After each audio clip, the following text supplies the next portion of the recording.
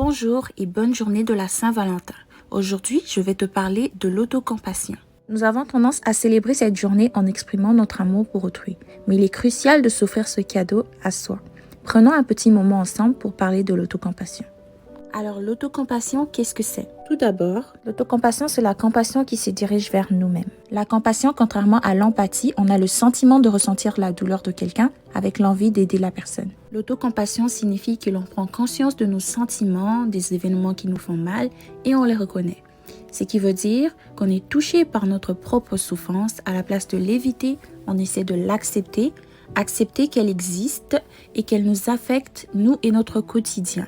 Ensuite, cela nous permet d'être connectés aux autres car savoir qu'on n'est pas la seule personne à vivre la situation difficile peut nous aider à être compatissants et bienveillants envers nous-mêmes dans les moments les plus difficiles. Tout au long de notre vie, nous allons faire face à certaines difficultés.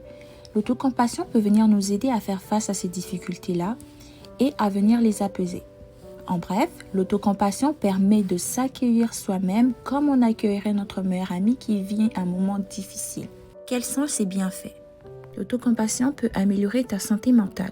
En effet, tu peux être amené à traverser des épreuves qui peuvent affecter ta santé mentale et font en sorte que tu as l'impression d'être impuissant face à cela. L'autocompassion peut te permettre de reconnaître tes émotions et de les accepter. Ceci pourra t'emmener à être plus flexible dans ta manière de voir les choses et avoir un impact sur ta santé mentale. Elle peut te permettre aussi de développer de la résilience. Plus on est capable de reconnaître notre difficulté, plus on peut l'accueillir avec bienveillance, la surmonter et trouver des stratégies pour y faire face de façon saine. Elle nous évite également le risque de s'autocritiquer. Combien d'entre nous avons cette tendance à s'autocritiquer? Il peut arriver que l'on passe par une mauvaise phase de la vie et au lieu de se dire des phrases positives, on va préférer se blâmer ou se réprimander. Par exemple, tout est de ma faute, je suis pas bon, je vais jamais réussir et plein d'autres. L'autocompassion peut avoir un impact sur ces pensées négatives qu'on a envers nous-mêmes.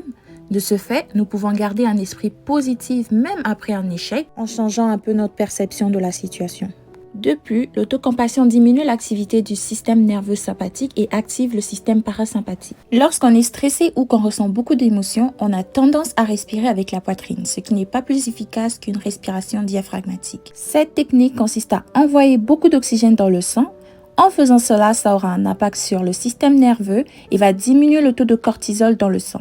Par conséquent, on se sent plus apaisé et détendu. L'autocompassion peut aussi diminuer les risques de développer un état dépressif ou anxieux. Elle peut favoriser la capacité à développer et à entretenir des relations saines avec les autres, te permettre d'avoir une image positive de toi-même et d'être plus attentif à ce que tu vis. Maintenant que tu sais ce que c'est que l'autocompassion, voici quelques trucs qui pourraient t'aider à mieux l'utiliser lorsque tu vis une difficulté. Au niveau physique, tu peux faire de l'exercice, dormir ou prendre un bon bain. Tu peux également faire une activité de relaxation progressive de tes muscles. Sur le mental, tu peux pratiquer la méditation de la bienveillance.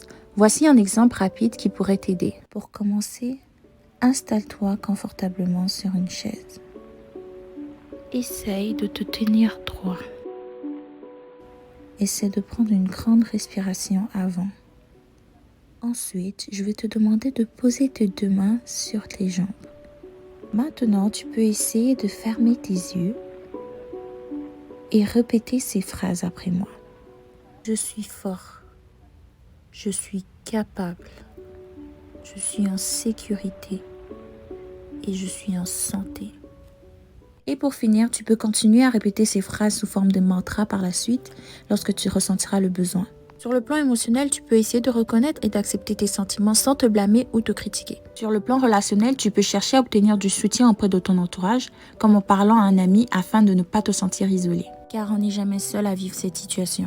Merci à toi d'avoir visionné cette capsule. J'espère que tu as appris quelque chose de nouveau et que tu es aussi prêt à inclure l'autocompassion dans ton quotidien. N'oublie surtout pas que tu n'es pas tout seul et qu'il existe des personnes à qui tu peux te confier en toute sécurité et confiance si tu ressens le besoin. Alors, si tu as besoin d'aide, d'écoute ou besoin d'une oreille attentive et bienveillante, notre équipe de professionnels est là pour toi. N'attends plus, contacte-nous dès maintenant.